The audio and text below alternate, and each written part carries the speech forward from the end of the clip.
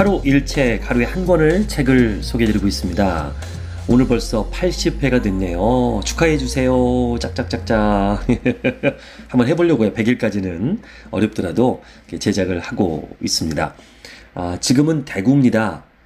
아이고, 태풍 지금 오고 있습니다. 장난 아닙니다. 지금 비 밖에 장난 아니게 불고 있습니다. 지금 호텔에 있는데 창문을 닫았더니 빗소리는 안 들리네요. 근데 창문 열었더니 엄청난 폭우가 내리고 있습니다. 오늘 이제 대전에서 강의를 하고 대구로 왔고요.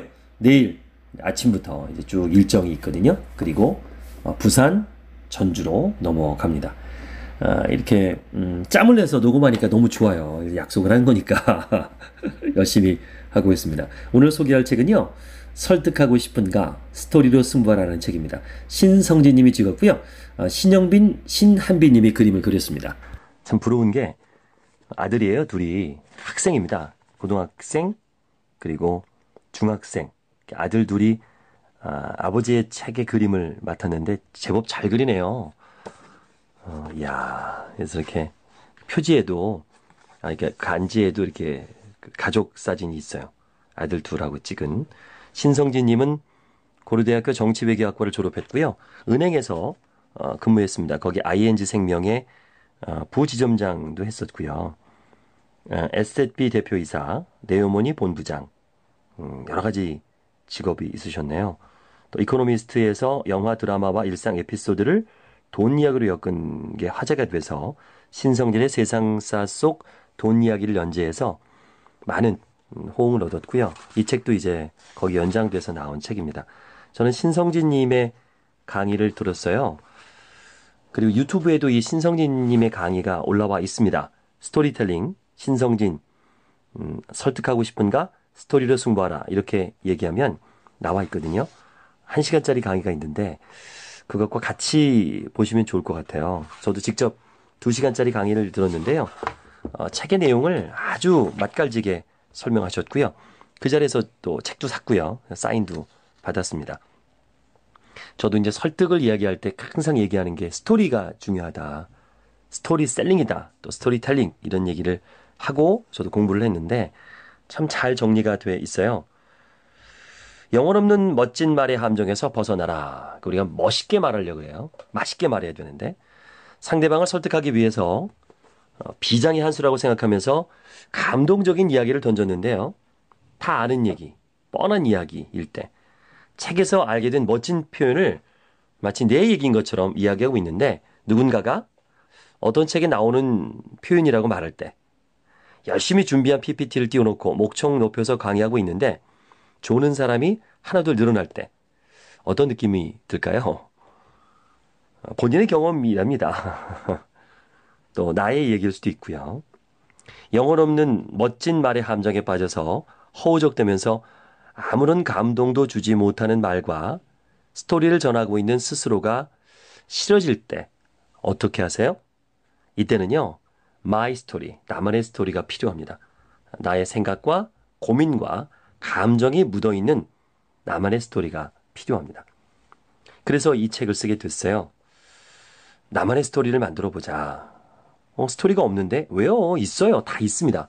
누구나 스토리가 있습니다. 살아오면서 이야기가 있습니다. 그거를 어떻게 재구성하느냐, 어떻게 포장하느냐가 중요하죠. 근데 그 목적이 있어요. 사람을 설득하고 움직이는 목적을 갖고 우리가 이야기를 하는 거죠. 그냥 신변잡기적으로 넋두리를 하거나 이런 게 아니라 뭔가 설득을 위해서 우리가 스토리를 한번 만들어 보는 거죠. 이 책은 3가지 기준으로 써 있습니다. 이번에 강의를 들어도 3회 법칙을 되게 잘 쓰세요. 저도 3회 법칙을 쓰잖아요. OBM, Open, Believe, Move 이렇게 해서 저도 OBM이라는 책을 냈는데 여기도 그래요. 하나는 일반 대중을 대상으로 내용을 구성하자는 거예요. 소설, 영화, 드라마, 게임, 시나리오를 쓰는 전문 작가가 아니라 매일 부딪히는 일상에서 스토리가 필요한 사람들, 누군가를 설득하기 위해서 스토리텔링을 배우고 활용해야 되는 사람에게 스토리를 만들고 활용하는 스킬을 알려주고자 했답니다. 또 하나는요. 쉽게 쓰자는 것이었어요. 스토리는 쉬운 것이고 쉬워야 하기 때문이죠. 누구라도 읽으면 이해할 수 있는 단어와 개념을 사용하고 누구라도 쉽게 공감할 수 있는 에피소드와 내용들로 구성하려고 했습니다. 마지막으로는요. 업무와 생활에 활용할 수 있는 내용으로 구성하자는 것이었습니다. 생각하고 고민하게 하는 책보다는요. 이 삶의 현장에서 바로 활용할 수 있는 내용으로 구성하려고 애썼습니다.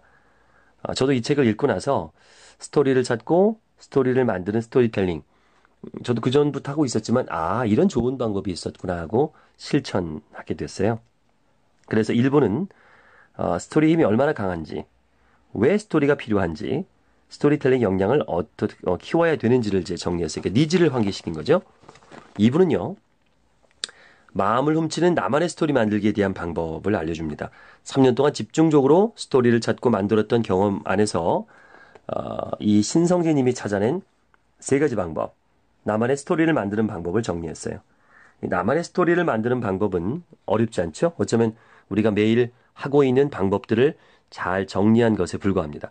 차근차근 읽어가면서 실행하다 보면 누구나 자신의 스토리를 만들 수 있습니다. 3부는요. 나만의 스토리로 승부하라. 그러니까 3부는 숙제를 던지는 장입니다. Age of Story. 이 시대를 살아가는 생존 필살기인 나만의 스토리를 갖기 위해서 무엇을 해야 하는지, 어떤 습관을 가져야 하는지를 정리했습니다. 책을 읽는 것에서 끝내지 말고요. 숙제를 풀어가면서 당신은 설득을 더 잘하는 사람, 좀 더 멋진 스토리텔러가 될 수 있을 것입니다. 자, 폼나게 말하고 제대로 설득하라. 스토리텔링의 첫 번째 목적은 마음을 움직이는 설득입니다. 스토리텔링의 두 번째 목적은 폼나게 말하기입니다. 스토리텔링을 잘 활용하는 사람들은 뭔가 있어 보이고 생각도 깊어 보이고 진실해 보입니다. 그 스토리가 당신만의 스토리라면 더 멋있죠. 훔쳐오되 표절하지 말고 비틀고 뒤집고 편집하면 이제 나의 스토리가 되는 거예요. 스토리가 사람의 마음을 바꾼다라는 부분이죠. 예, 진짜 잘 썼어요, 이 책이요. 공감합니다. 쭉 이제 보여드리면 제가 이제 소개해드릴 건데요. 저는 보통 이제 책을 읽을 때 그 프롤로그 읽고 에필로그 있는데 여기에는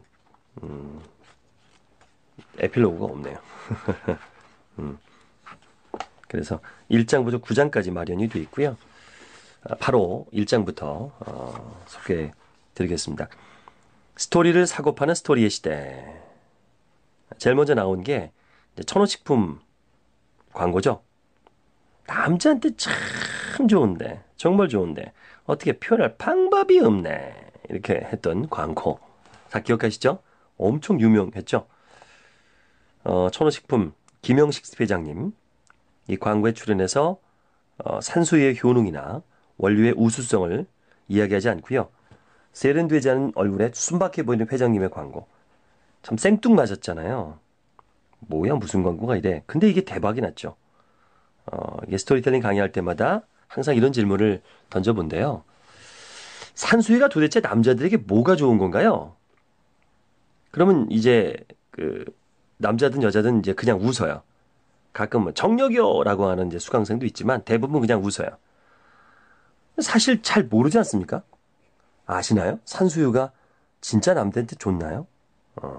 그러면 어쨌든 뭐 좋은지 안 좋은지 모르겠지만 그러면 산수유는 남자가 살까요? 여자가 살까요?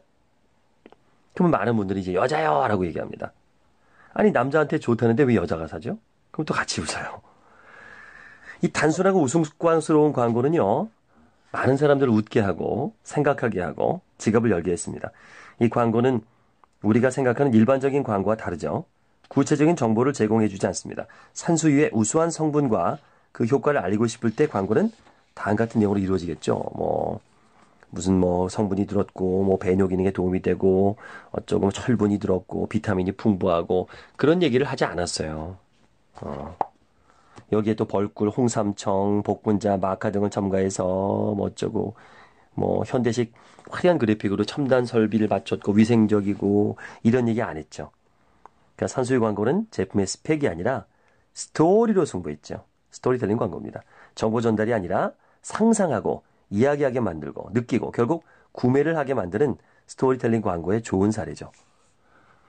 수많은 광고들이 TV와 인터넷, 신문 등의 다양한 매체를 통해서 선보이고 있습니다. 이러한 광고 쓰나미 속에서 오랫동안 기억에 남고 소비자들을 제대로 유혹하는 광고를 만들기는 참 어렵죠. 이게 이제 스토리텔링입니다. 상상하게 만들고 이야기하게 만들고 하는 것들. 거기에 대한 다양한 사례들이 이 책에 있습니다. 설득하고 싶은가? 스토리로 승부하라. 함께하고 있습니다. 설득박사 김효석을 직접 만날 수 있는 기회가 있습니다. 카톡에 플러스 친구 김효석을 검색해 주세요. 친구 맺으시면 자세한 안내를 해드리겠습니다.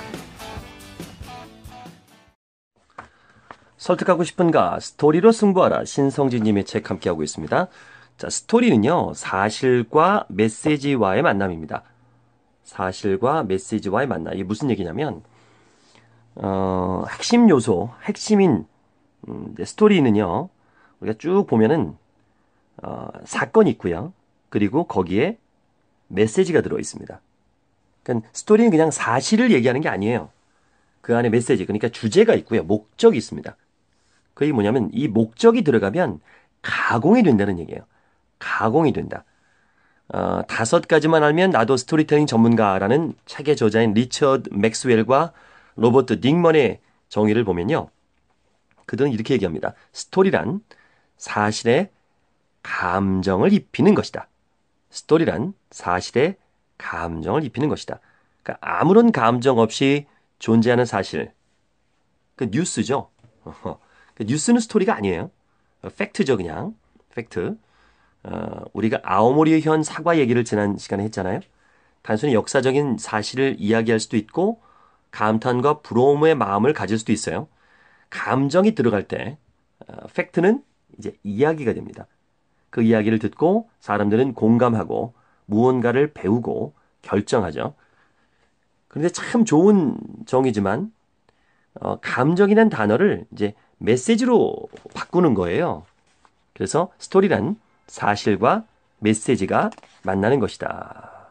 그러니까 감정은 메시지를 강화하고 오랫동안 기억에 남게 하죠. 하지만 핵심은 메시지라는 말이 더 정확한 것 같은데요.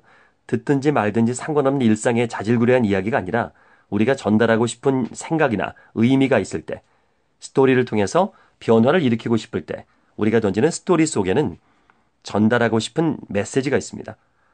아오모리 사과 이야기가 가지고 있는 메시지들, 상품의 스토리를 입혀야겠죠. 어려운 상황에서 포기하지 마세요. 관점을 바꾸는 유연한 사고가 필요합니다. 등 이런 메시지가 사실과 잘 어울릴 때 좋은 스토리가 탄생하죠. 명량, 영화 보셨나요? 12척의 배밖에 남아있지 않는 상태에서 포기하지 않고 백성들과 함께 조선을 지켜냈던 이순신 장군. 어릴 때 들었던 이순신 장군 이야기 안에는요. 이순신 장군처럼 나라와 백성을 소중히 여기는 사람이 되라는 메시지가 침략자 왜군들에 대한 분노라는 감정과 함께 들어있습니다. 그리고 메시지가 잘 전달될 만한 최고의 사실들. 신에게는 아직 12척의 배가 남아 있사옵니다. 또 그 이순신 장군의 장기에 이런 글 있죠. 살고자 하면 죽을 것이요. 죽고자 하면 살 것이다.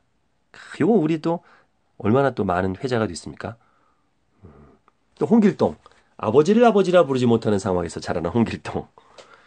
또 효녀 심청. 맹인의 아버지를 위해서 자신의 몸을 던지는 효녀 심청. 이런 전래동화. 여기에는 가난하고 사람들 핍박하고 어려운 사람들을 괴롭히는 악당들에 맞서는 우리의 착한 감정을 대변하고 가난하고 힘든 사람들을 볼보고 부모에게 효도하라는 메시지가 그 스토리 안에는 들어있잖아요. 참 위험한 얘기긴 하지만 저도 공감하는 부분이에요. 좋은 스토리는 좋은 거짓말이다. 좋은 스토리는 좋은 거짓말이다. 우리나라에서만 유독 인기가 많은 와인이 있습니다. 다른 나라보다. 1865. 1865. 다 아시죠? 1865. 워낙 뭐 고급 와인은 아닌데, 대중 와인인데 굉장히 인기가 많아요. 1865. 자, 1865의 뜻이 뭘까요? 라고 이제 강의 중에 신성진 님이 물어본대요. 그러면 많은 수강생들은 1865년산 아닌가요? 라고 대답을 합니다. 근데 자신이 없어 하죠. 물론 1865년산 아니죠. 그 얼마나 비싸겠어요. 1865가 우리나라에 수입됐을 때요. 우리나라의 와인 시장은 프랑스산 고가 와인과 호주산 저가 와인으로 양분돼 있었습니다. 이때 칠레산 중저가 와인인 1865를 수입한 금양 인터내셔널의 마케팅 담당자들은요. 이 와인을 어떻게 판매해야 할지 고민이 많았습니다. 제대로 포지셔닝이 되지 않으면 판매가 어려운 상황이었는데 이들은 1865라는 숫자를 활용한 기가 막힌 마케팅 방법을 만들어냈죠. 1865 와인을 이제 대한민국 최고의 골프장 중 하나라고 하는 안양 베네스트 골프장에서 홍보와 판매를 시작했습니다. 골프가 시작 끝나고 식사를 하면서 와인을 한 잔씩 하는 골퍼들에게 1865를 소개하면서 자, 좋은 와인이 있는데요. 이 와인을 드시면 18월 동안 65타를 치게 됩니다. 1865. 그러니까 말도 안 되는 얘기죠. 하지만 거짓말이죠. 그래도 누군지 거짓말인지 알아요. 이 와인만 마시면 18월 동안 65타를 친다. 근데 기분이 좋잖아요. 특별히 즐기는 와인이 없는 대부분의 골퍼들은요. 이왕에서 골프장에서 먹는 와인. 이야기가 들어있잖아요. 그거 먹으면서 자, 이건 말이야. 18월 동안 65타를 칠 수 있어. 이렇게 거짓말이지만 그 스토리를 만들어낸 거죠. 적게 치면 적게 칠수록 잘 치는 점수가 이제 골프잖아요. 야, 18홀에 65타는요. 웬만한 프로들도 쉽게 칠 수 없는 타수입니다. 야, 이거 한번 마셔볼까? 다음번에 와서 65타 한번 쳐보게. 라고 대화를 나누면서 골퍼들은 1865라는 와인을 맛보고 선택하기 시작했고요. 자, 골프장뿐만 아니라 밖에서도 1865는 골퍼들을 중심으로 팔려나갑니다. 그래서 저희 집도 있어요. 그러니까 1865 와인 그 포장이 골프백이에요. 골프백. 캐디백. 야, 캐디백에 안에 와인이 들어있어요. 그 와인은 다 마셨는데 하도 이 캐디백이 귀여워서 액세서리로 저도 그 책꽂이에 올려놨거든요. 거기 1865라고 써 있어요. 그러니까 또 홍보가 되죠. 이런 아이디어들 참 좋아요. 또 이제 골프장 중심으로 이제 대중화가 됐는데 그래도 골프 인구는 소수잖아요. 이번에 또 어떻게 했냐면 마케터들이 또 이야기를 만들어냅니다. 우리나라가 성인이 이제 만 18세부터잖아요. 술을 먹을 수 있잖아요. 그러니까 이렇게 된 거예요. 와인 1865는 18세부터 65세까지 부담 없이 마실 수 있는 와인이다. 말도 안 되죠. 예. 근데 그게 먹혔어요. 1865. 18세부터 65세까지. 그 대중화에 성공했고요. 지금도 가장 많이 팔리는, 가장 인기 있는 와인으로 자리 잡고 있습니다. 1865. 자, 여기서 우리가 느낄 수 있는 건 스토리란 사실과 메시지를 만나는 건데. 근데 1865가 의미하는 사실은 진실과 다르죠. 만들어진 허구입니다. 마케팅을 위해서 전혀 없는 사실을 이야기로 꾸며낸 거죠. 앞으로 나오는 수많은 스토리도 이런 걸 알 수 있습니다. 스토리의 정의에서 나오는 사실, 감정과 메시지를 입히는 소재인 사실이 반드시 진실이거나 역사적인 사실일 필요는 없어요. 토끼와 거북이가 실제로 경주를 한 것이 아니고요. 홍길동과 심청이는 실존 인물이 아닙니다. 세스 고든은 마케터는 새빨간 거짓말쟁이라는 책에서 모든 스토리는 거짓말이라고 말합니다. 그래요. 좋은 스토리는 좋은 거짓말입니다. 좋은 거짓말, 나쁜 거짓말 아니라 사람들에게 희망을 주고 용기를 주고 어떤 상상하게 하는 좋은 거짓말. 악의가 없는 거짓말. 사실 뭐 악의가 없잖아요. 누구 피해보는 건 아니잖아요. 좋은 스토리는 전달하고 싶은 메시지가 스토리의 소재인 사실과 잘 만났을 때 탄생한다.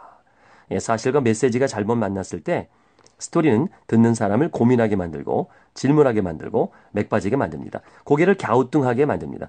질문을 하게 만드는 이상한 이야기가 되고 맙니다. 합격 사과, 사랑의 사과, 1865 전달하고 싶은 메시지와 스토리가 잘 만든 사례가 되겠습니다. 스토리에는 이제 네 가지 특징이 있습니다. 첫 번째는 스토리는 가장 익숙한 소통 방법이죠. 익숙한. 저도 이 다큐를 봤는데 에밀리라는 그 아이 그 다큐를 봤어요. 2살인데요. 에밀리는 부모는 아이를 혼자 침대에 눕혀놓고 이게 한번 봤어요. 혼자 막 중얼중얼대면서 잠을 자요. 에밀리는 중얼중얼대면서 근데 아이들이 사실 누구나 그렇거든요. 그냥 쫑알쫑알쫑알 돼. 무슨 말인지는 몰라요. 그러니까 말을 배우기 전에도 뭔가 옹알이 되잖아. 옹알 이래 아이들이. 이제 말을 하면서 단어들을 표현하면서 뭔가 이야기를 합니다. 그래서 대학 교수였던 에밀리의 부모는요. 흥미를 가지고 에밀리 방에 마이크를 설치해서 18개월 동안 아이의 혼잣말을 녹음해 봤습니다. 참 대단한 사람들이죠. 음. 그런데 이 녹음 내용을 풀어보니까 놀라운 사실을 알게 됐어요. 그 의미 없는 단어 나열이 아니었어요. 때로는 하루의 행동을 평가합니다. 오늘은 참 즐거웠어. 오늘은 엄마가 나빴어. 때로는 내일 계획을 세워요. 내일은 인형을 놀이를 할 거야. 에밀리는 혼자 끊임없이 이야기를 통해서 자신의 감정을 정리하고 표현하고 계획했던 거죠. 이야기를 풀어나가는 거죠. 그리고 그렇게 또 하는 것들이 우리의 본능 속에 담겨져 있다는 것을 알 수 있습니다. 설득하고 싶은가? 스토리로 승부하라 함께하고 있습니다. 설득하고 싶은가? 스토리로 승부하라. 신성진 님이 지은 책입니다. 저는 신성진 님 강의도 봤기 때문에 이 책이 더 쉽게 와닿고요. 정리가 돼요. 그래서 어떤 분의 강의를 들어서 감동을 받았다면 그분의 책을 꼭 사서 보셨으면 좋겠어요. 더 구체적이고 또 정리가 잘 된 이야기를 만날 수 있거든요. 그리고 복습할 수 있고요. 반복할 수 있고요. 제 강의를 들으셨다면 제 책 OBM 설득 마케팅 또는 불황을 이기는 세일 전략 또는 팔로우를 구입해서 보시면 어떨까? 잠시 제 책 광고를 좀 했습니다. 많이들 사랑해 주세요. 특히 최근 책 OBM 설득 마케팅 대박입니다. 어, 이런 얘기를 이제 화두를 던집니다. 신성재 님이. 아시는 회장님 누가 있어요? 그 기업체 회장님? 한번 이름 한번 대보실래요? 뭐 이병철, 이건희, 정주영, 최태원, 뭐 정몽원, 뭐 이런 뭐 구본. 저도 이제 이렇게 막 많이 나오진 않네요. 근데 이병철 회장님은 애들은 잘 몰라요. 우리 세대나 좀 알죠. 이건희 회장은 뭐 잘 알죠. 근데 정주영 회장은 남녀노소 다 압니다. 다 압니다. 이 어떤 그 기업체 회장을 이렇게 전 국민이 모두 알 수 있는 게 흔치는 않습니다. 이미 세상을 떠난 지 한참 됐거든요. 근데 아직도 광고에 나오죠. 광고, 현대중공업 광고에 이병철, 정주영 회장이 나와요. 왜 그럴까? 이렇게 했더니 이렇게 그 정주영 회장처럼 많은 스토리를 가진 창업자가 없는 겁니다. 삼성, LG, SK, 한화 뭐 많은 그룹의 기업 창업자들을 봐도 정주영 회장이 가장 많은 스토리를 갖고 있어요. 영국 바클레이 은행으로부터 차관을 들여와서 현대 조선소를 설립한 스토리부터 유조선을 이용한 간척 사업, 속대를 몰고 북으로 간 스토리, 잭 윌치하고 팔씨름을 했던 거 잘 모르시죠? 잭 윌치한테 그 기술 이전 받으려고 가서 안 되니까 우리 팔씨름 합시다 해서 팔씨름 이겼대요. 그래서 그 팔씨름 이겨갖고 지원을 받았다는 그런 스토리도 있고 참 알려지지 않은 스토리까지 엄청난 스토리들이 있습니다. 그러니까 재계 그룹 순위가 바뀌고 아무리 바뀌어도 기업의 흥망이 반복돼도 정주영 회장의 스토리는요. 다른 기업들이 따라잡기 힘들 거예요. 뭐 정 회장님 말고도 많은 기업들이 창업자의 스토리를 광고와 마케팅에 활용하고 있습니다. 광고에 직접 창업자가 등장하기도 하고 창업자의 스토리를 책으로 펴내기도 하죠. 뭐 대표적인 사례가 이제 총각내 야채 가게 김영석 사장, 본죽의 김초로 대표, 삼성의 이건희처럼 뭐 이래서 회장. 참 서점 가보면은 기업가들이 짓거나 또 그분들을 주인공으로 한 책들이 많습니다. 이런 책을 쓰거나 출판하게 된 이유는요. 독자들이 기업가들과 기업의 스토리를 알고 그렇게 되고 친근감을 느끼면 결국 이 기업의 제품을 애용하게 되기 때문이죠. 출출할 때 본죽에 가서 사업에 실패한 뒤에 재기를 꿈꾸며 죽을 쓰던 김초로 대표의 모습을 떠올리고요.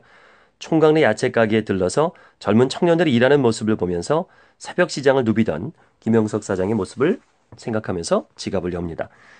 마치 우리가 그 기업의 스토리에 동참하는 것 같은 생각을 하게 되고요. 그 기업의 제품을 보면 우리가 잘 아는 기업의 제품을 사용하는 것 같은 느낌을 가지게 됩니다.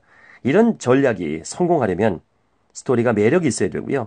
사람들을 감동시킬 만한 진정성이 필요합니다. 적절한 창업자의 스토리가 없을 때는 직원들 중에 스토리가 있는 사람을 찾고 그것도 아니라면 사람들이 만들어가는 문화에서 스토리를 찾아 만들어 내려고 합니다. 왜냐하면 이것이 소비자들에게 어필된다는 것을 알기 때문이죠. 그래서 기업의 마케팅 전문가들은 이제 무엇보다 사람과 그 사람의 스토리에 주목하고 있습니다. 시골의 작은 간이역, 소나무 한 그루. 뭐가 떠오르십니까? 예, 딱 떠오르실 거예요. 정동진에 있는 고현정 소나무. 그 조그마한 간이역, 아무것도 아닌 간이역에 한 그루 소나무가 있었는데 그 소나무가 조용하던 마을 정동진을 바꿔놨죠. 그 소나무의 가치는 몇십억, 몇백억 되는 것 같아요. 모래시계에서 고현정이 간이역에 그 홀로 있는 거기 이제 여주인공 이름이 윤혜린이었을 거예요. 윤혜린. 경찰에 쫓기다가 정동진 옆 소나무 앞에서 기차를 기다리는데 그녀가 타고 떠나야 할 기차가 느릿느릿 역구내로 들어옵니다. 하지만 경찰이 기차보다 빨리 도착해서 혜린의 손에는 수갑이 채워지죠. 그리고 기차는 혜린을 남겨두고 천천히 정동진역을 떠납니다. 혜린이 열차를 기다리는 모습, 떠나가는 기차를 바라보는 눈길, 그 뒤에 보이는 소나무 한 그루와 조용한 바다. 이런 장면이 화제가 됐고요. 사람들은 이 나무를 이제 고현정 소나무라고 부르기 시작합니다. 드라마가 끝난 지 지금 95년도에 했으니까 이게 몇 년이에요. 20년이 지났는데도 그 고현정 소나무는 아직도 사람들은 기억하고 그 안타까웠던 장면을 떠올리면서 점점점 유명해졌고요. 또 이젠 정동진은 해돋이 명소로서 많은 사람들이 찾습니다. 거기 땅값이 엄청 놀랐다 그러죠. 또 2002년 방영된 KBS 20부작 드라마 겨울연가. 배영준과 최주가 주연했던 드라마. 이 또 뭐 인기는 대단했죠. 중국, 일본 대히트했고요. 남이섬 가보면 이제 겨울연가 촬영한 곳에 사진 찍는 분들이 많이 있습니다. 이런 것들도 스토리의 힘이죠. 엄청나게 남이섬. 와, 거기 남이공화국이라고 그러더라고. 여권도 만들어갖고 도장 찍고 막 그러대요.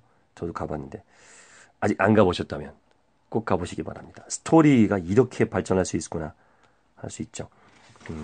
또 뭐 강남스타일 이런 것들도 스토리 마케팅이 되죠.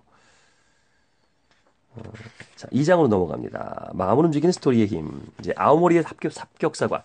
참 식상할 수 있습니다. 뭐 다 아는 얘기일 수 있어요. 아오모리에 큰 태풍이 불었는데 다들 이렇게 실망했는데 어떤 농부는 아직 떨어지지 않은 매달려 있는 사과. 그 사과 자체도 사실은 상품성이 없죠. 비가 너무 많이 와갖고 별로 뭐 맛이 없는 거예요. 그런데도 이 태풍 사과, 합격 사과를 변신시켜서 이 태풍이 불어도 비란 바람을 견디고 나무에 붙어 있다. 떨어지지 않는다. 절대 떨어지지 않는다. 합격 사과. 뭐 이런 식으로 스토리를 만들어서 개당 100엔씩 엄청나게 비싼 거죠. 개당 100엔씩.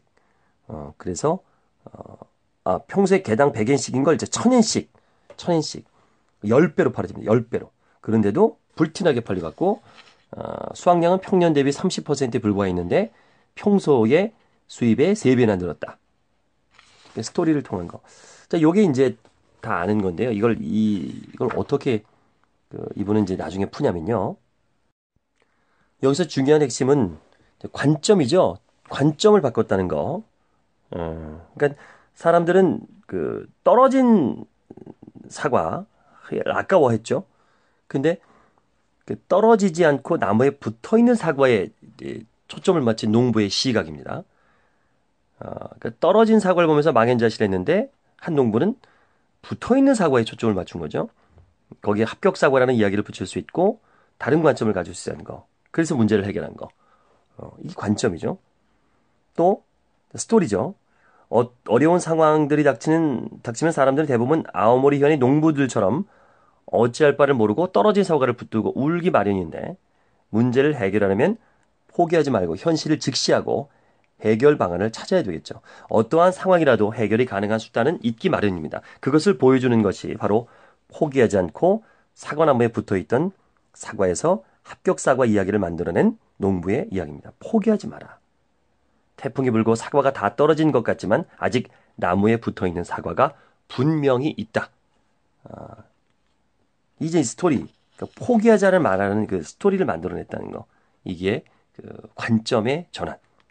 스토리 만드는 그 중요한 핵심 구성 요소인 것 같습니다. 설득하고 싶은가? 스토리로 승부하라. 신성진님의 책 읽어드리고 있습니다. 또 이 책 중에서 176페이지 아리스토텔레스의 설득의 3요소 부분이 너무 공감됐어요. 그래서 이걸 좀 소개해 드릴게요. 아리스토텔레스 하면 2400년 전 사람입니다. 근데 아직도 참 아리스토텔레스 하면 철학의 중심에 서 있죠. 설득의 3요소를 얘기했습니다. 에토스, 파토스, 로고스. 자, 에토스란 건요. 명성, 신뢰감, 호감 이런 메시지를 전달하는 사람의 그 인격적인 측면을 말하는 거고요. 이 파토스는요. 공감, 경청 이런 친밀감을 형성하는 거예요. 유머, 공포, 연민 이런 감정을 자극해서 마음을 움직이는 감정적인 측면이고요. 로고스는 통계, 실증적인 자료를 통해서 논리적인 근거를 대는 거죠. 이 세 가지 요소 중에서 가장 중요한 것, 설득에 가장 큰 영향을 미치는 것은 뭘까요? 강의할 때 이 질문을 하면요. 많은 분들이 이제 파토스라 그래요. 감정적인 측면을 선택하는 사람들이 많습니다.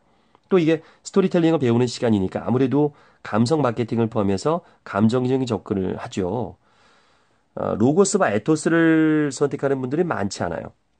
그런데요, 아리스토텔레스는 에토스, 즉 말하는 사람의 신뢰감이나 명성이 설득에 미치는 영향이 가장 크다고 주장합니다. 에토스가 60%로 가장 크고요. 또 감정적인 측면인 파토스가 30%, 가장 적게 영향을 미치는 요소인 로고스가 10% 정도라고 주장을 합니다. 아리스토텔레스 말입니다. 근데 저도 이렇게 생각해보니까 그 말이 맞는 것 같아요. 만약에 오늘 아들에게 사랑해라고 얘기를 했어요. 사랑해. 그런데 똑같은 말이라도 똑같은 의미나 감정으로 받아들여지지 않죠? 어젯밤 늦게까지 공부하던 모습이 안쓰럽고 대견해서 칭찬도 하고 아이스크림이나 과일을 사주었다면 오늘 아들 사랑해 라고 말을 들은 아들은 액면 그대로 받아들이고 기분이 좋아지죠. 그런데 말 안 듣고도 안 듣는다고 제대로 노력하지 않는다고 야단을 치고 아들과 한바탕 신경전을 치르고 난 다음날 들려오는 아들 사랑해 라는 말은 전혀 다른 이야기로 아들에게 다가갑니다. 아들은 말은 않더라도 사랑은 무슨 이라는 생각을 가지게 될 거예요. 같은 사람이 하는 같은 말이라도 이야기하는 시점과 상황, 그 사람에 대한 인식에 따라서 다른 의미로 전달됩니다. 하물며 사람 자체가 다른 사람이라면 전달되는 메시지의 차이는 훨씬 더 크지 않을까요? 내용보다는 말하는 사람이 중요합니다. 누군가를 설득할 때 가장 크게 영향을 주는 요소는요, 말하는 내용이나 감정적인 측면보다도 이야기하는 사람이 누구냐는 거죠. 예전에 거짓말을 하고 사기쳤던 사람이 진실이라고 아무리 얘기해도 그 사람의 논리가 아무리 정리가 잘 돼 있어도 감정적으로 공감이 되더라도 그가 누군가를 설득하기란 매우 힘듭니다. 세일즈, 강의, 프레젠테이션을 포함한 모든 설득에는 설득의 3요소는가 그대로 적용이 되거든요. 그러니까 좋은 스토리 텔링, 논리적인 설득 이전에 자신이 어떻게 인식되고 있느냐, 내가 어떻게 인식되고 있느냐가 더 중요합니다. 소개를 받고 누군가를 처음 만나 소개됐다면 소개를 해준 사람이 어떻게 소개하느냐가 중요하고요. 처음 만날 때 첫인상이 상담 내용보다 더 큰 영향을 미칠 수 있습니다. 첫인상이 이어지는 상담에 지속적으로 영향을 미치기 때문이죠. 그러니까 나만의 스토리를 가져야 된다고 자꾸 얘기하잖아요. 누구에게나 신나게 말할 수 있는, 나를 소개해주는, 나의 지인들과 고객들이 소개할 때 활용할 수 있는 나만의 스토리. 이게 바로 브랜드죠. 이런 것을 공유해 줍니다. 그러니까 스토리를 할 때는 저 사람이 말하는 거니까, 저 사람의 이야기니까 신뢰감이 가죠. 에토스에 대한 얘기를 하고 있는데요. 그런 사람 있죠. 명함에 있는 직장 지위를 지우고 나면 이야기할 게 없는 사람. 이야기할 게 없는 사람. 그러면 그 에토스가 본인의 것이 아니죠. 그러니까 나의 스토리는 뭐냐 이거예요. 그 직장 지위 말고요. 진짜 나는 뭐냐 이거죠. 그러니까 비전이 뭐냐 이거죠. 이제 100세 시대라 직장이나 지위를 평생 가지고 갈 수는 없거든요. 그 사람이 꿈이 뭔가, 비전이 뭔가, 이런 부분이 더 관심 있죠. 또 그 비전과 꿈은 항상 갈등을 극복하고 이뤄나가죠. 뭐 가만히 있으면 되는 게 꿈일 리 없죠. 어렵고 힘든 것을 헤쳐나가고 이뤘을 때, 달성했을 때 그것이 비전이고 꿈이 되죠. 여기에 또 생활의 달인에 대한 이야기가 있어요. 달인을 보면 스토리가 있죠. 그 안에는. 수십 년간 한 분야에 종사하며 부단한 열정과 노력으로 달인의 경지에 이르게 된 사람들의 삶의 스토리 이렇게 정의가 돼 있어요. 그러니까 우리 주변에도 달인을 볼 수 있는데 달인에게는 세 가지 공통점이 있습니다. 첫 번째, 아주 오랫동안 똑같은 일을 계속해요. 두 번째, 똑같은 일을 계속해서 개선해 나갑니다. 개선해 나가요. 그리고 세 번째는 이게 중요한데요. 자신이 하는 일을 좋아합니다. 즐겨요. 호떡 달인 뭐 이런 것도 보셨고요. 호떡 달인 한번 정리해 볼까요? 첫 번째 공통점, 달인은 오랫동안 똑같은 일을 계속합니다. 서울의 한 주택가에서 호떡 장사를 하는 호떡 달인 부부. 이분들은 호떡 장사를 시작한 지 26년이 됐어요. 물론 짧은 세월은 아니지만 달인들은 모두 10년 이상은 한 분야에 종사한 분들입니다. 10년의 시간은 무게를 가집니다. 20년이라는 시간의 무게는요, 10년의 2배보다 훨씬 더 무겁습니다. 30년이라는 시간은 묵직하죠. 시간은 많은 것들을 이야기하고 싶어 합니다. 오랜 세월 동안 겪었던 어려움, 이 어려움을 극복하기 위해 노력한 시간과 에너지, 롤러코스터 같은 삶의 많은 곡절들, 그리고 지금도 자리를 지키고 있는 달인의 한결같음. 그래서 시간은 중요합니다. 요즘 필자도 이 신성진 님도 자기소개를 할 때 이제 은행에서 시작된 금융권 생활이 20년이 넘었네요 라고 말합니다. 이 신뢰를 얻는 데 있어서 가장 핵심적인 요소가 시간이라는 것을 나이가 들어가면서 점점 느끼게 되기 때문이죠. 자, 두 번째, 똑같은 일을 반복하면서 개선해요. 호떡의 달인들은 어떻게 하면 좀 더 빨리 호떡을 만들어 기다리고 있는 손님들이 조금이라도 빨리 맛을 볼 수 있을까 고민합니다. 그러다 보니까 반죽으로 호떡을 만드는 부인의 손은 매우 빠르죠. 반죽을 뒤집고 필요할 것만큼 떼고 반죽을 벌려서 설탕을 넣고 다시 반죽을 묶어 호떡 모양을 만들고 가는 과정이 1초 안에 이루어집니다. 와우. 와. 60세가 넘은 나이의 손놀림이 아니죠. 그리고 남편은 어떻게 하면 좀 더 맛있는 반죽을 만들까 고민합니다. 약 1시간 동안 주무르고 때려서 만든 반죽을 1차, 2차 숙성시킨 다음 사용해요. 그러다 보니까 다른 호떡집보다 훨씬 더 많은 정성이 들어갑니다. 어떻게 하면 좀 더 빨리 호떡을 만들 수 있을까? 어떻게 하면 좀 더 맛있는 반죽을 만들 수 있을까? 부부 달인들의 이런 노력과 고민이 모여서 차이를 만들었고요. 그게 사람들을 찾아오게 만들죠. 세 번째 공통점, 즐긴다는 거예요. 1987년 사업 실패 후에 서울로 올라와서 겁없이 시작한 호떡 장사. 찾아와주는 고객들이 너무 고맙고 알려지면서 단골 고객들이 불편할까봐 방송 출연을 거부하기까지 했던 달인 부부. 이게 알려지면 이제 단골들이 불편하니까. 이제는 자신들이 만든 호떡을 돈을 버는 수단으로만 보지 않고요. 사람들에게 기쁨을 선물하는 도구로 활용하고 있었어요. 돈을 더 벌기 위해서 체인점을 하지도 않을 것이고 더 많이 벌기 위해서 반죽을 대충 하지도 않을 것이고 지금까지 찾아와준 고마운 고객들에게 감사하면서 지금처럼만 호떡을 팔겠다고 하는 부부. 하지만 이들의 수입이 결코 적지 않다는 것을 우리는 압니다. 달인의 세 가지 공통점. 첫째, 아주 오랫동안 똑같은 일을 계속한다. 둘째, 똑같은 일을 계속하면서 개선시켜 나간다. 셋째, 자신이 하는 일을 즐긴다. 나에게도 필요한 거 아닌가요? 우리는 다 달인이 돼야 되지 않습니까? 달인들처럼 좋은 스토리로 TV에 나올 수 있게 된다면 멋지지 않겠습니까?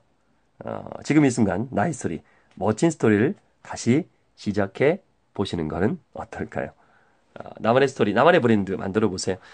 이 책은 그런 이야기들이 있습니다. 굉장히 잘 썼어요. 저도 스토리텔링 강의를 하고 공부를 하는데 아주 좋습니다. 또 유튜브에 신성진님 검색하시면 이분의 강의도 볼 수 있고요.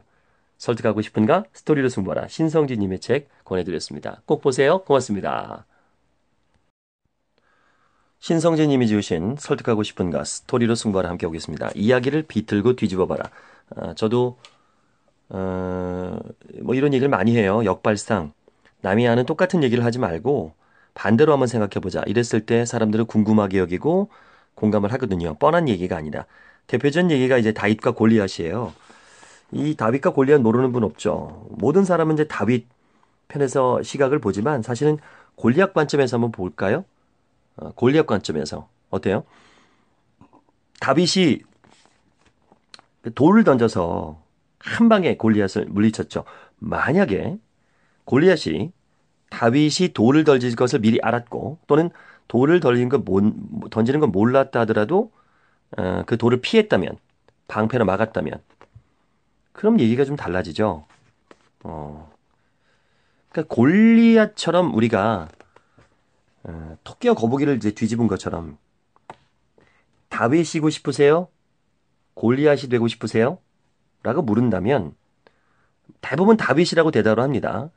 그런데요, 다윗처럼 사는 것은 어, 필살기가 필요합니다. 다윗처럼 필살기에 기대해야 하는 삶은 불안하지 않나요? 물맷돌 한 방에 거대한 적을 쓰러뜨리지 못하면 질 수밖에 없고요.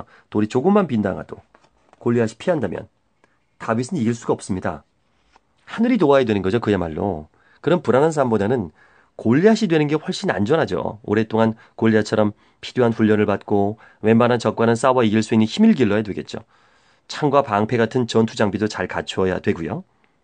물론 뭐 살아가다 보면은 전쟁을 하다 보면 다윗 같은 존재가 나타나서 창과 칼이 아니라 돌을 던질 수도 있다는 것. 혹은 돌을 던지면 막을 준비가 필요하다는 것. 너무 교만하지 말아야 한다는 것은 명심해야 되겠죠. 이런 것이죠. 반대로 한번 생각해 보는 거죠. 도둑들이라는 영화 있죠? 2012년에 1,000만 명이 넘는 관객을 동원한 여기 멋진 장면도 많은데 멋진 대사를 하나 뽑는 거예요. 김혜수가 전지현에게 이런 말을 합니다. 도둑들이 왜 가난한지 아니? 비싼 걸 훔쳐서 싸게 팔잖아. 이 영화의 대사를 보고 신성진님은 이런 생각을 했대요. 그래, 비싼 것을 싸게 팔아서 부자가 될 수 있는 사람은 없어. 그건 도둑들이나 투자자들이나 마찬가지지. 그런데 왜 도둑들은 비싼 걸 싸게 팔아야 되는 걸까? 그러니까 곰곰이 생각해 보니까 저 10명의 도둑들 중에서 파는 전문가가 없기 때문이에요. 건물의 내부를 파악하고 줄 타고 들어가서 금고를 열고 각자의 영역에서는 전문 도둑들이지만 파는 전문가가 없기 때문에 비싼 것을 훔쳐도 싸게 팔 수밖에 없죠. 이걸 이제 응용해야겠죠, 스토리로. 도둑뿐만 아니라 우리도 마찬가지 아닌가요? 우리도 영화 도둑들에 나오는 도둑들처럼 자신의 분야에서는 전문가가 돼야 됩니다. 저마다의 기량을 갈고 닦아서 남들이 따라오기 힘든 실력도 갖추고 성실하게 살아야 되죠. 그런데 아무리 우리가 열심히 해도 우리에게는 전문가가 필요합니다. 당신이 열심히 번 자산을 제대로 관리하고 제값을 유지해 나가려면 좋은 금융 전문가 한 명은 반드시 사귀어 놓는 게 좋습니다. 금융 전문가의 필요성은요, 항상 강조하는 중요한 메시지인데, 이제 도둑들의 대사를 가지고 이렇게 응용을 해서 이야기를 풀어나가니까 훨씬 더 설득력이 있죠? 명량이 제공해주는 세 가지 스토리. 또 명량 엄청 히트를 쳤죠. 첫 번째 스토리. 백성이라는 천행. 백성이라는 천행. 명량에서 인상 깊었던 것은 하늘이 도왔다. 라는 말이에요. 나중에 그 12척의 배, 그것은 이순신에게도 조선에게도 남아있는 마지막 희망이었죠. 330척의 적에 맞서서 최선을 다한 후에 명량의 소용돌이에 몸을 맡겼을 때 바로 이순신은 백성이라는 천행을 만날 수 있었다라고 말합니다. 지도자에게 필요한 천행은 하늘이 아니라 백성이죠. 이건 난중일기에 있는 이야기입니다. 지어낸 얘기가 아니고요. 명량 두 번째 스토리. 이순신이 기다리는 것. 이건 이제 스토리로 만든 거예요. 세월호 사건 이후에 광화문에 갔을 때 세월호 유족인 유민 아빠가 진상 규명을 요구하면서 단식을 했죠.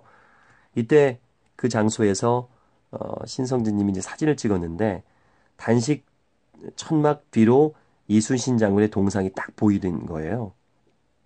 이걸 갖고 이제 페이스북이나 블로그에 글을 올렸답니다. 지금 광화문에는 단식 중인 유가족들과 그들을 지켜보는 이순신이 있습니다.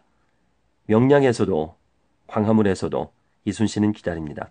백성이라는 천행을, 이 싸움의 끝을 이렇게 글을 올렸대요. 또 명량의 세 번째 스토리, 승리의 핵심은 환경 변화에 대한 이해. 이순신 장군이 한산대첩을 비롯해서 임진왜란에서 계속 승리했던 가장 큰 이유는요, 오랫동안 화포를 비롯한 무기와 거북선을 잘 준비했기 때문입니다. 그런데 명량에서는 상황이 달랐어요.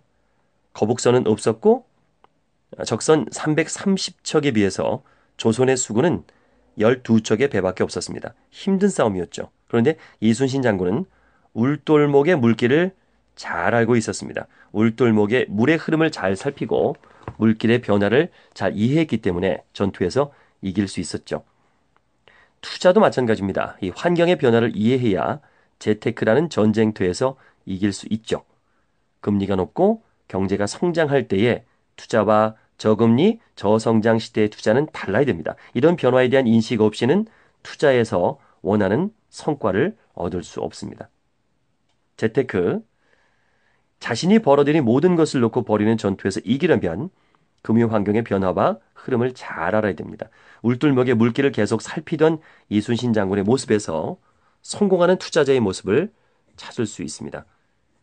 영화 적벽대전도 풍향의 변화를 알고 있었던 공명의 바람의 방향을 바뀔 때 화공을 감행해서 조조의 백만대군을 무찌른 이야기이죠. 영화 명량의 스토리는 같은 메시지를 다른 소재, 보다 최근의 영화를 소재로 표현한 겁니다.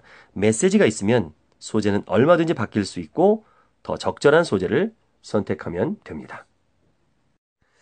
여기서 우리가 이제 저는 또 공감하는 부분이 스토리를요, 나만의 스토리만 좋다고 생각하는데 다른 사람의 스토리를 나의 스토리로 갖고 올 수 있으냐. 이러면 마이 스토리가 돼요. 네, 그 사례입니다. 기러기 부자라는 이야기. 이건 아는 지인이 얘기를 해준 거예요. 기러기 부자. 읽어볼게요. 기러기는 아주 먼 곳을 날아가는 철새입니다. 먼저 시베리아를 넘어서 북극까지 날아가는 기러기. 기러기들이 이동하는 중에 바람이 세차서 몸도 마음도 지치게 되죠. 기러기 무리 중에 기러기 부자가 있었습니다. 힘들어하는 아들 기러기를 업고 날아가면서 기러기 아빠가 아들 기러기에게 이렇게 물었습니다. 너도 나중에 아빠 힘들면 이렇게 도와줄 거지? 아빠 물음에 아들 기러기는 이렇게 대답합니다. 아빠 무슨 말씀하세요? 저는 제 아들 도와줘야죠. 자, 여기까지가 이제 자기가 들은 기러기 부자 스토리예요. 처음 들었을 때는 머리에 총 맞는 것 같은 충격이었대요. 현재 우리나라 노후 문제를 제대로 말해주는 멋진 스토리였죠. 이걸 이제 그냥 쓰지 않고 이걸 또 가공합니다. 신성진님은 퇴근 후에 이 스토리를 아들에게 들려줬대요. 아빠가 회사에서 이런 얘기를 들었는데 얘기를 했어요. 그랬더니 아들이 뭐라 그랬을까요? 여기서 이제 중요합니다. 여기서 이제 아들의 이야기가 있기 때문에 이게 마이 스토리가 되는 거예요. 너는 아들 기러기의 이 말에 대해서 어떻게 생각하니?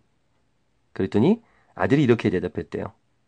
아빠, 참 슬픈 이야기네요.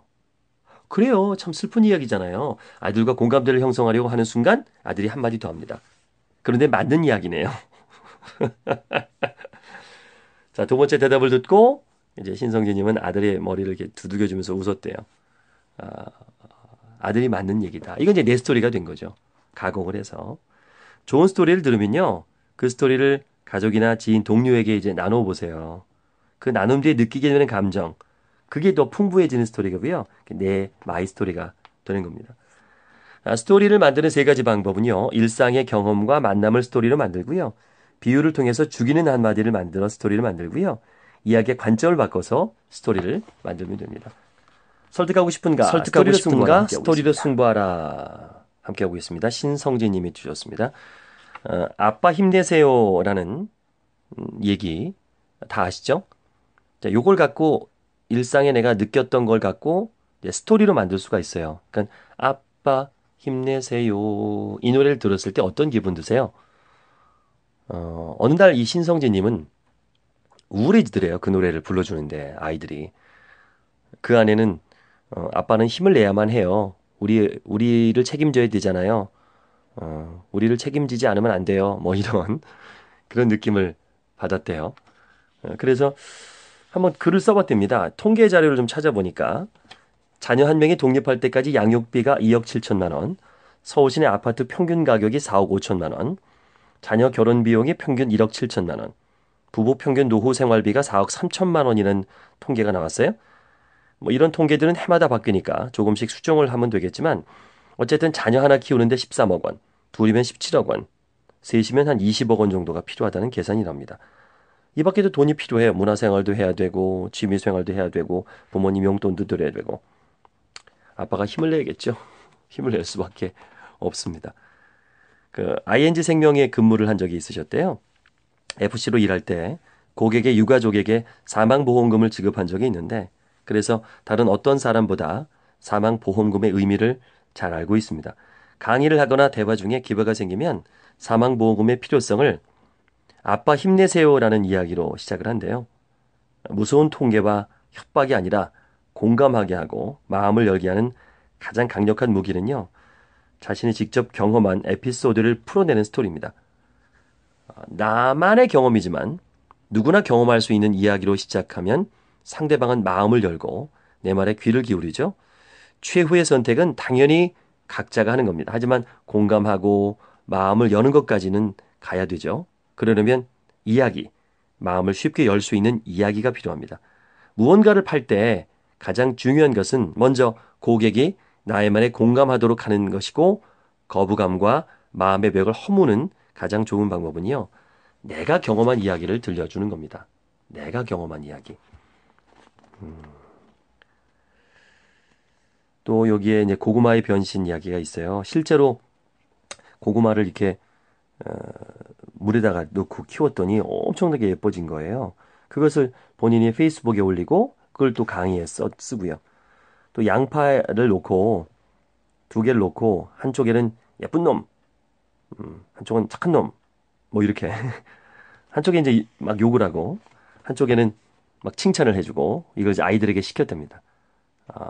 그랬더니 진짜로 한쪽은 별로 못 자라고 한쪽은 잘 자라는 모습을 이 사진을 찍어서 책에도 올렸어요. 이런 것들은 진짜 나만의 스토리죠. 진짜 스토리죠. 또 정동진 이렇게 놀러 갔을 때 아이가 이게 그림을 그렸대요. 이렇게 돈을 쫓아가는 물고기의 이야기를 또 그걸 갖고 글을 쓰고 이런 것들이 이제 기록에 남고 써놔야 또 스토리로 만들어 놔야 이게 이야기가 되고 추억이 되고 이것도 이게 써먹을 수 있는 거죠. 그래야 되는 이야기가 있어요. 또 비유 죽이는 한마디로 시작해라. 비유 죽이는 한마디로 시작해라. 인생은 연극이다. A는 B다라고 이제 표현을 많이 하죠. 저도 이런 훈련을 많이 시켜요. A는 B다 해서 두 개의 다른 것을 좀 엮어가지고 이야기를 만드는 거죠. 이런 표현들은 이제 여러 가지가 있어요. A는 B다. 그럼 예를 들면 인생은 연극이다. A는 B 같다. 인생은 한편의 슬픈 연극 같다. 또는 뭐 A는 B가 아니다. 인생은 다시 시작할 수 있는 연극이 아니다. A는 B고 C는 D다. 인생은 연극이고 우리는 배우다. 이렇게 표현을 해보는 거예요. 인생은 여행이다. 이런 말도 이제 변신을 해서 더 죽이는 한마디가 되죠. 인생은 여행이다. 자, 인생은 슬프고도 긴 여행이다. 여자의 인생은 동반자에게 끊임없이 나눠주는 슬프고도 긴 여행이다. 이렇게 카피가 나오죠. 대표적인 사례가 김국진 강의, 인생은 롤러코스터. 2010년에 남자의 자격에서 김국진이 강의한 인생은 롤러코스터 내용, 많은 분들에게 감동을 줬죠. 그 이야기도 여기 있습니다. 그 인생을 롤러코스터를 어떻게 끄집어냈고 우리가 어떻게 응용할 수 있는지에 대한 이야기가 있어요. 자, 죽이는 한마디를 만드는 이제 세 가지 방법을 여기서 정의를 해봤습니다. 같이 한번 볼까요? 다양한 정의를 내려보는 거예요. 개그 콘서트의 코너 중에서 현대 레알 사전이라는 코너가 있어요. 왜 특정한 단어를 남자와 여자의 입장에서 그리고 또 다양한 측면에서 정의를 내리거나 설명을 하면서 웃음을 자아내던 코너였는데요. 그처럼 다양한 정의를 내려보면 멋진 한마디를 만들어낼 수 있습니다. 2012년 12월 16일 1회 나이트클럽에서 시작해서 2013년 9월 1일 마지막 단어 숙제까지 많은 단어를 다양하게 정의했어요. 1회 단어인 나이트클럽의 경우에는 사전에는 밤에 술을 마시고 춤을 추며 쇼를 보면서 즐길 수 있는 곳으로 되어 있습니다. 현대 레알 사전의 정의는 좀 달랐어요. 나이트클럽이란 남자의 사전에서 나이트클럽이란 여자 꼬시러 갔다가 아무런 소득 없이 돈만 쓰고 오는 곳. 여자의 사전에서 나이트클럽이란 양주, 맥주 공짜로 얻어먹고 싶을 때 가는 곳. 그러네요. 여자친구가 있는 남자에게 나이트클럽이란 여자친구 재우고 가는 곳. 남자친구가 있는 여자에게 나이트클럽이란 잔다고 얘기하고 가는 곳. 택시기사들에게 나이트클럽이란, 자, 맞춰보실래요? 자, 택시기사들에게 나이트클럽이란. 세상 잘 돌아간다 하고 찌찌거리면서 앞에서 기다리는 곳. 개그우먼 오나미에게 나이트클럽이란 못 가본 곳. 박지선에게는 미지의 세계. 이렇게 정의를 해놨군요. 다양한 관점에서 새롭게 정의를 해보니까 다양한 표현을 만들어낼 수 있죠. 이런 연습은 딱딱해진 우리의 머리, 논리적인 사고에 젖어있는 우리 머리를 말랑말랑하게 해줍니다. 그리고 이런 연습이 쌓이다 보면 자신도 모르게 멋진 한마디가 나오죠. 예를 들어서 연말정산이라는 단어를 이제 새롭게 정의해보는 거예요. 연말정산이란 사전에는 그렇게 돼 있죠. 매월 급여 지급 시 간이세액표에 의하여 징수된 세액과 정확하게 계산된 근로소득세액의 차이를 돌려주거나 추가 징수하여 납부하는 절차. 그런데 현대 레알 사전식의 정의를 이뤘습니다. 연말정산이란 13월의 월급. 그렇죠. 환급액이 큰 사람들은 월급을 한 번 더 받는 것과 비슷하기 때문에 그렇죠. 세금 조삼모사. 어차피 조삼모사죠. 뭐 적게 내고 돌려받지 못하거나 많이 내고 돌려받는 거나 자기 돈이에요. 어차피. 싱글세. 그러니까 싱글들은 소득공제 받을 수 있는 항목이 적죠. 그래서 더 내야 되니까. 세금이네요. 싱글세. 또 유리상자. 소득공제를 늘리는 편법을 쓸 수 있는 방법이 점점 없어지기 때문에. 또 그림의 떡. 이건 자영업자의 입장이죠. 자영업자는 뭐 이런 게 없으니까. 이렇게 다양하게 정의할 수 있어요. 어떤 입장에서 단어의 정의를 내리느냐에 따라서 달라진다는 것을 알게 되고요. 다양한 관점을 생각해 보게 됩니다. 심심할 때마다 눈앞에 있는 무언가에 대한 정의를 내려보는 거죠. 물론 그 정의는 새로운 나만의 정의죠. 그러다 보면 멋진 표현을 하는 자신을 발견할 수 있죠. 여기 써있는 글은 이렇습니다. 칭찬은 귀로 먹는 보약이다. 칭찬은 귀로 먹는 보약이다. 이야, 좋네요. 그 신성진님은 축구를 가지고 스토리를 만들었어요. 보험과 연관을 시켰는데 참 잘 만들었네요. 축구도 인생도 후반전이 중요하죠. 그쵸. 그리고 11명의 선수들 각자 포지션이 있죠. 그러니까 포트폴리오, 돈 관리를 할 때도 포트폴리오를 짜야 돼요. 어디다 투자하고 또 적금을 들고 뭐 이런 보험을 들고 이런 것들 부동산에도 좀 투자하고 주식도 좀 투자해 놓고 이런 포트폴리오가 필요해요. 주식이 무조건 나쁜 거 아닙니다. 주식 투자 제대로 하면 장기적으로 굉장히 큰 수익을 올릴 수 있어요. 이걸 단기전으로 하려고 하니까 이제 문제가 되는 거죠. 그리고 투자할 때는 꼼꼼하게 하셔야 되고요. 또 골키퍼. 축구에서 가장 중요한 포지션은 어딜까요? 골키퍼죠. 근데 골키퍼가 할 일 없을 때가 많아요. 근데 절정적인 순간에 골키퍼가 중요하죠. 이게 이제 보험 같은 겁니다. 이런 것들이 보험. 왜냐하면 아무리 일방적으로 이기고 있다 하더라도 한 번에 먹을 수 있잖아요. 그러니까 한 번의 위기가 내 인생을 망가뜨릴 수 있죠. 아무리 어려움이 없어 보여도 골키퍼를 빼는 사람은 없습니다. 보험을 빼면 안 됩니다. 뭐 이런 식으로 이야기를 푸니까 아주 좋네요. 이런 것들 스토리를 통해서 알 수 있습니다. 듣자마자 사고 싶은 화법을 제가 직접 만들어 드립니다. 010-4274-1163 010-4274-1163으로 문자 주세요.